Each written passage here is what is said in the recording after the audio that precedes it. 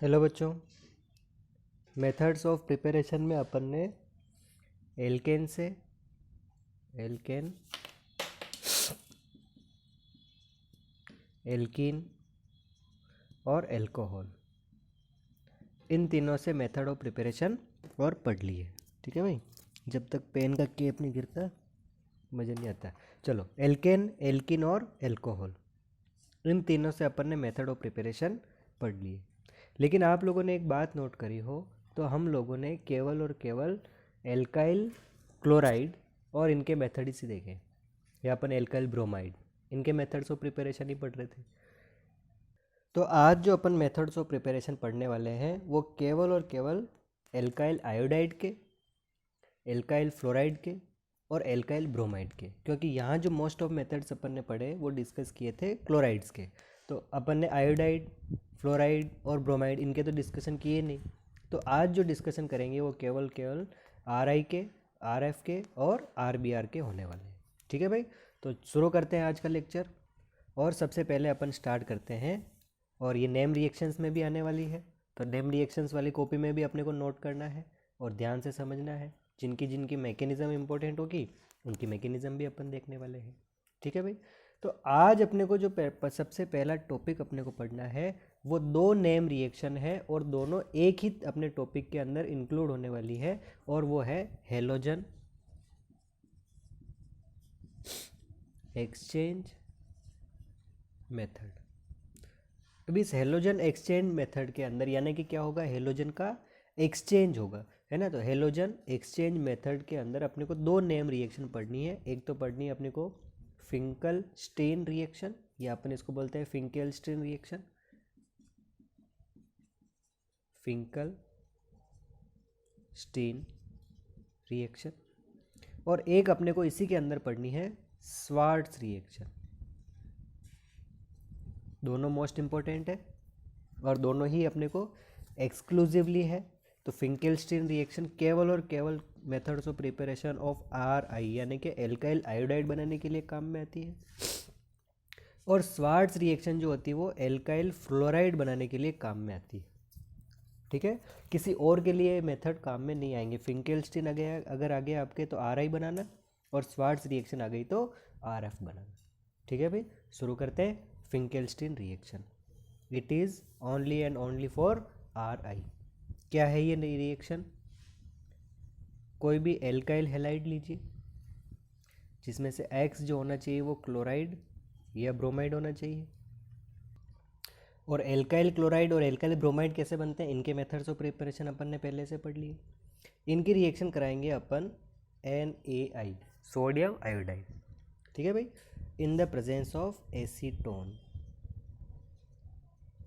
ठीक है, तो प्रोडक्ट बनेगा, और अपना एक्सचेंज बता रहे तो एक्सचेंज में हो जाएगा सिंपल सा, आर आई आयोडीन चला जाएगा इधर, और Na के साथ आ जाएगा अपना NaX, और NaX जो होगा वो एसीटोन के अंदर क्या होगा, प्रिसिपिटेट बन जाएगा। तो ये अपने को पीपीटी की फॉर्म में मिलने वाला है। ठीक है भाई, क्योंकि NaX जो आयनिक कंपाउंड है वो आयन अपने पोलर सॉल्वेंट के अंदर डिजोल्व होना चाहिए, लेकिन ये तो एप्रोटिक है, तो उस कंडीशन में क्या हो जाएगा, पीपीटी बन जाएगी। याद रह जाएगी बात। कुछ एग्जांपल्स की डिस्कशन कर लेते हैं, एग्जांपल्स देख लेते हैं। जैसे C2H5 ले लिया R की जगह, और X की जगह में ले लिया क्लोरीन। ठीक है, एक ब्रोमीन का भी ले लो CH3Br। दोनों की रिएक्शन NaI के साथ करवानी पड़ेगी क्योंकि फिंकेल-स्टीन रिएक्शन पढ़ रहे हैं अपन। In the presence of acetone, in the presence of acetone halogen exchange होगा तो C2H5I, और यहाँ क्या बन जाएगा CH3I, और साथ में निकल जाएगा यहाँ तो NaCl, और यहाँ क्या निकल जाएगा NaBr। दोनों की क्या मिल जाएगी हमारे को, PPT। ओके भाई, तो ये हमारी रिएक्शंस होगी। अब हमारे माइंड में एक चीज़ आ रही होगी, या नहीं आ रही है तो आनी चाहिए, वो क्या कि अगर मैं इन Cl और Br की जगह C2H5I या CH3I ले लिया, और उसकी रिएक्शन अब मैं अगर NaCl या NaBr के साथ करवा रहा हूँ, तो उस कंडीशन में क्या हेलोजन एक्सचेंज होगा क्या? तो हम कहेंगे यहाँ पर हेलोजन एक्सचेंज नहीं होगा, ये रिएक्शन प्रोसीड ही नहीं होगी। क्यों नहीं होगी? तो इसके पीछे भी रीज़न है। क्या रीज़न है?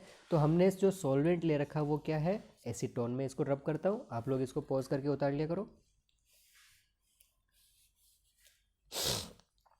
एक अलग से बॉक्स बना के मैं एक्सप्लेन कर देता हूँ।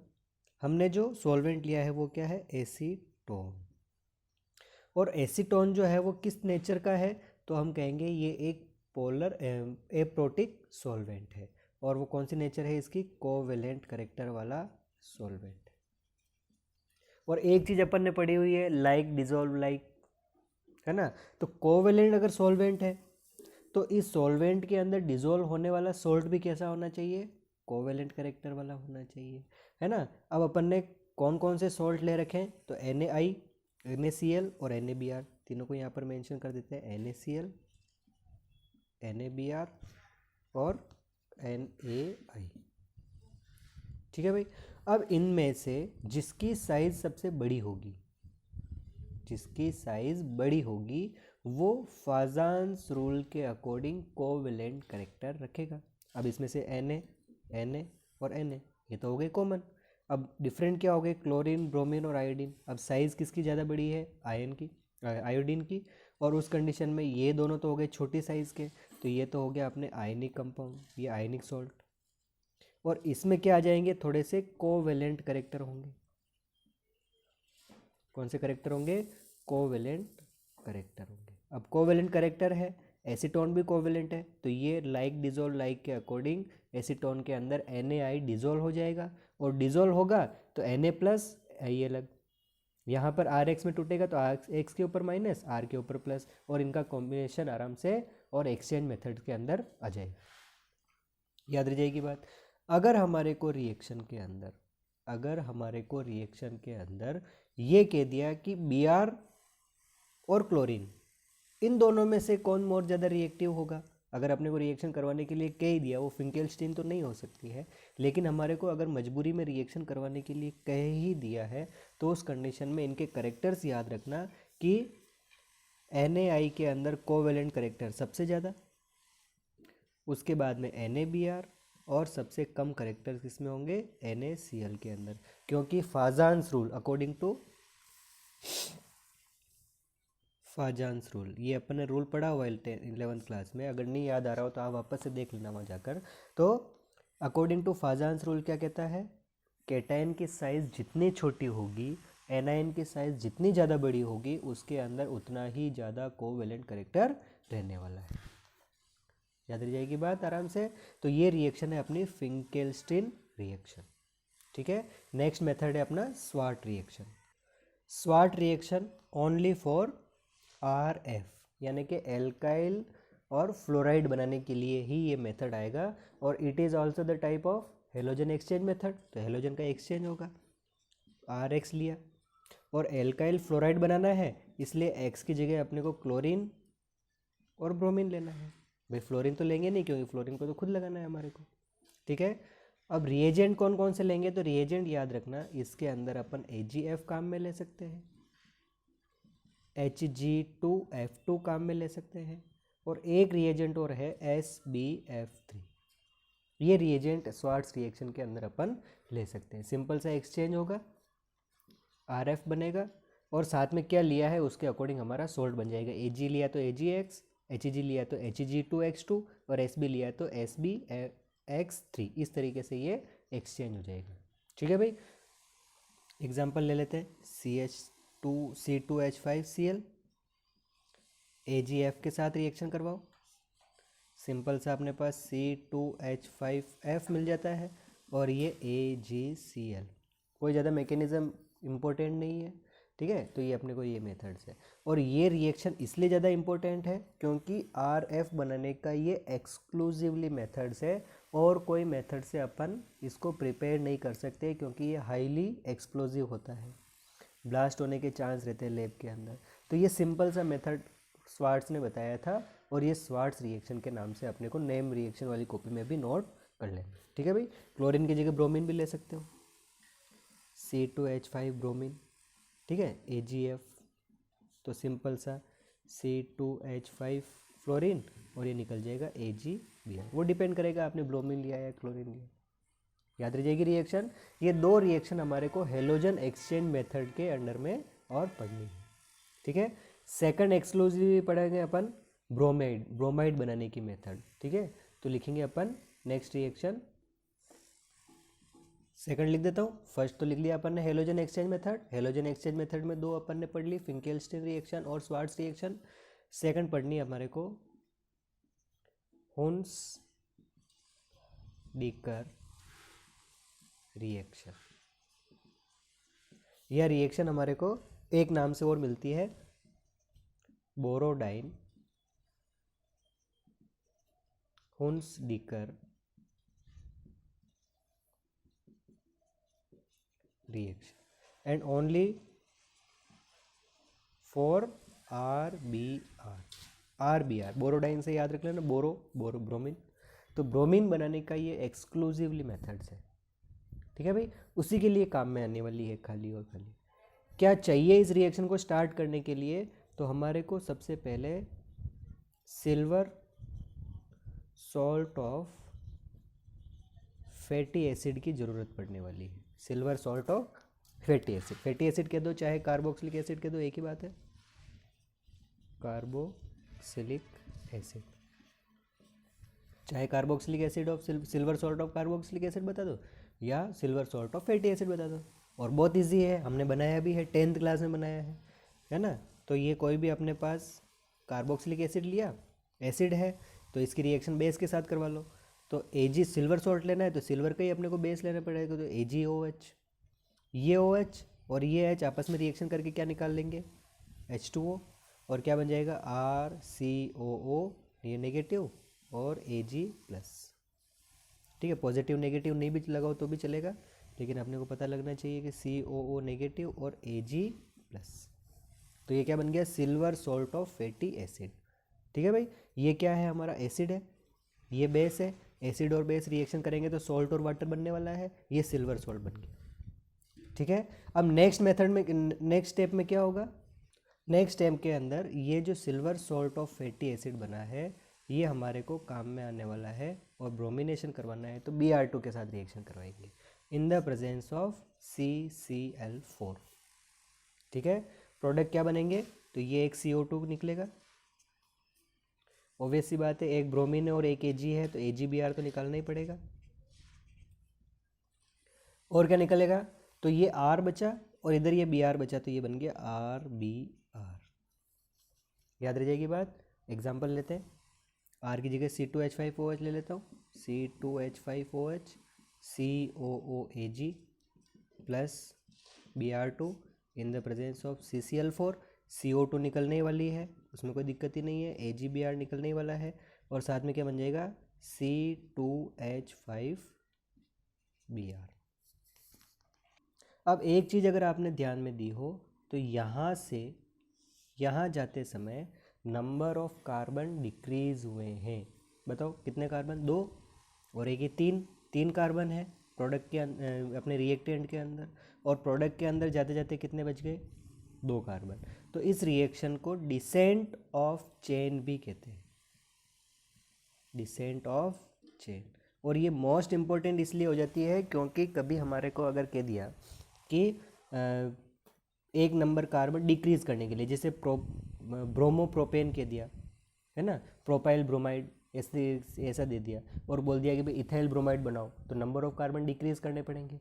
तो नंबर ऑफ कार्बन डिक्रीज करने के लिए ये मेथड बहुत ज़्यादा अपने यूज़ में और आने वाला है, ठीक है भाई। जैसे प्रोपाइल ब्रोमाइड दिया तो प्रोपाइल ब्रोमाइड का पहले और ऑक्सीडेशन करवा लो, उसको कार्बोक्सिलिक एसिड में कन्वर्ट कर दो, कार्बोक्सिलिक एसिड बनने के बाद में उसका सिल्वर सॉल्ट बना लो, सिल्वर सॉल्ट बनाने के बाद में ये रिएक्शन करवा लो, तो एक नंबर कार्बन डिक्रीज हो जाएगा। इसको बोलते हैं अपन डिसेंट ऑफ चेन, ठीक है भाई। कहीं भी बहुत रिएक्शंस के अंदर बीच में अपन ये रिएक्शन काम में लेके नंबर ऑफ कार्बन को डिक्रीज कर सकते हैं। ओके, मैकेनिज्म की तरफ चलते हैं। मैकेनिज्म भी इसकी इंपॉर्टेंट है। इसकी जो मैकेनिज्म है वो मैकेनिज्म फ्री रेडिकल मैकेनिज्म में है। अब ये फ्री रेडिकल क्या है, ये अपन ने 11th क्लास में पढ़े हुए हैं। फ्री रेडिकल इसकी मैकेनिज्म है। सबसे पहली स्टेप में क्या होगा, तो C2H5COOH, कोई भी कार्बोक्सिलिक एसिड लिया आपने, सिंपल सा AgOH के साथ रिएक्शन कराएंगे, H2O बन जाएगा। वह निकल जाएगा, और C2H5COOAg। ठीक है भाई। तो ये तो अपना रिएक्टेंट बनाया अभी तो, ठीक है। मैकेनिज्म तो एक्चुअल में अब स्टार्ट होगी। सबसे पहली स्टेप के अंदर ये देख लिया। नेक्स्ट स्टेप के अंदर क्या हो जाएगा, COOAg। एक्चुअल में तो फर्स्ट स्टेप तो यही है। अब आया अपना ब्रोमीन। ठीक है भाई। अब ये देखो सॉल्ट है। अब सॉल्ट के अंदर नेचर कैसी रहेगी, आयनिक, क्योंकि इनके तो अंदर तो आयनिक नेचर रहती है। ये अपना ऑक्सीजन जो है नॉन मेटल है, Ag अपना मेटल है, और मेटल और नॉन मेटल के बीच में बॉन्ड बन रहा है। इसका मतलब क्या हो गया, ये आयनिक कंपाउंड हो गया। अब आयनिक कंपाउंड हो गए तो इसके ऊपर पॉजिटिव करेक्टर, इसके ऊपर नेगेटिव करेक्टर, तो इसके कारण से इसके अंदर क्या होगा, पोलरिटी आएगी। और पोलरिटी आएगी तो एक ब्रोमीन के ऊपर आएगा पार्शियली नेगेटिव, और एक ब्रोमीन के होगा पार्शियली पॉजिटिव। क्लियर। अब ये आगे क्या होगा, Ag के ऊपर Br लग जाएगा, तो एक तो AgBr अपने को निकालना ही है, और एक बचा हुआ ब्रोमीन COO के ऊपर, तो ये बन गया C2H5COO ब्रोमीन।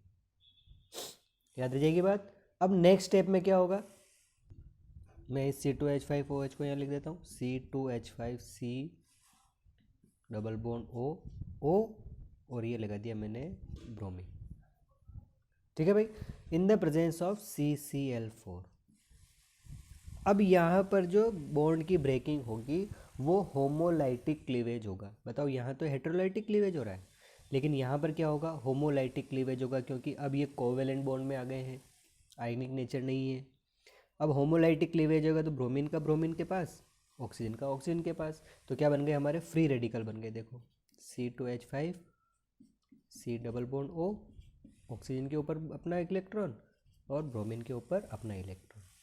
ठीक है। अब ये C2H5COO, ये फ्री रेडिकल, आप लोगों को याद हो तो 11th क्लास में अगर अपन ने और डी कार्बोक्सिलेशन पढ़ा था। तो डी कार्बोक्सिलेशन के प्रोसेस में क्या होता है, यहाँ से COO का फ्री रेडिकल C2H5 के ऊपर शिफ्ट होगा, और यहाँ से क्या निकल जाएगी, CO2 निकल जाएगी। ठीक है। और क्या बन जाएगा, C2H5, ये फ्री रेडिकल, सिंपल सा है। यहाँ से ये बॉन्ड की ब्रेकिंग होगी तो यहाँ पर ये लोन पेयर, इसका इलेक्ट्रॉन इसके पास, इसका इलेक्ट्रॉन इसके पास, तो यहाँ से बॉन्ड टूट गया, ये तो बन गई CO2, और C2H5 के ऊपर आ गया ये अपना फ्री रेडिकल। अब ये बचा हुआ फ्री रेडिकल C2H5 और ये ब्रोमीन का फ्री रेडिकल, ये दोनों आपस में रिएक्शन करेंगे, तो C2H5 plus bromine free radical, और क्या बन जाएगा, C2H5Br।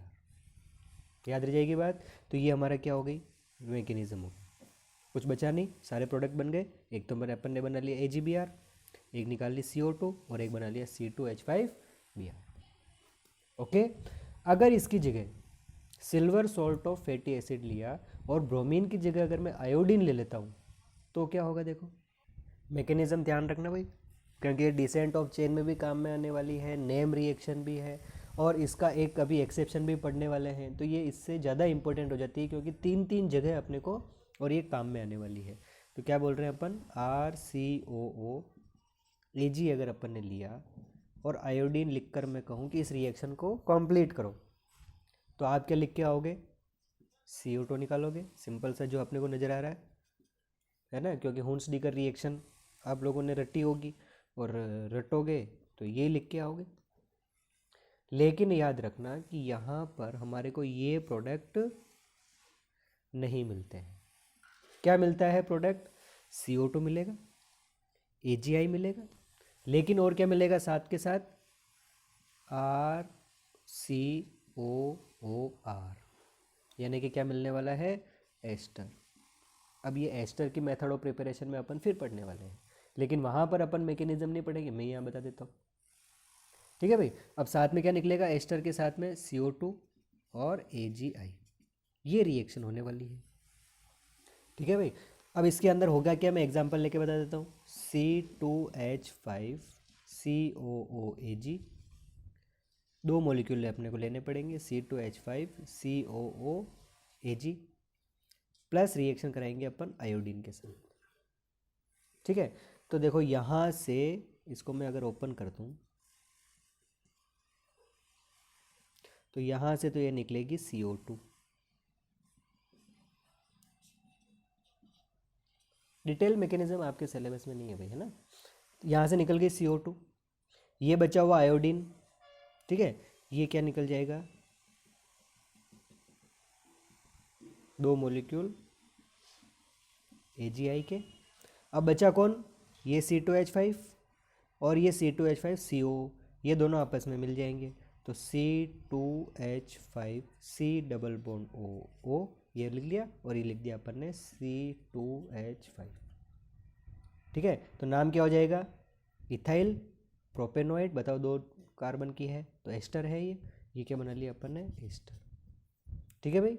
इस रिएक्शन का भी एक नाम है, इस रिएक्शन का भी एक नाम है, और वो क्या है, बिर्न, याद रखना बिर्न,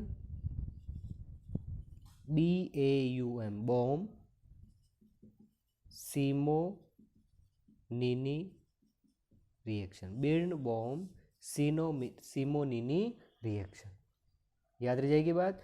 अगर हमने आयोडीन लिया है तो ये रिएक्शन है, अगर अपन ने ब्रोमीन ले लिया तो भैया वही रिएक्शन होगी, हुन्स-डीकर रिएक्शन। तो ये नेम रिएक्शंस में है, ये नेम रिएक्शंस में अपने को कंफ्यूज नहीं होना, क्योंकि ये ऑर्गेनिक केमिस्ट्री है भैया, इसकी बार बार आप प्रिपरेशन करोगे, आप बार बार इसको लिख लिख के याद करोगे, तभी ये याद रहने वाली है, ठीक है। तो अच्छे से पढ़ो, खूब तैयारी करो जम के। ये मेथड ऑफ प्रिपरेशन का लेक्चर और फिनिश है। अपन नेक्स्ट क्लासेस के अंदर इनकी फिजिकल प्रॉपर्टी और केमिकल प्रॉपर्टी के बारे में डिस्कस करेंगे, ठीक है भाई। अच्छे से तैयारी करो, जय हिंद।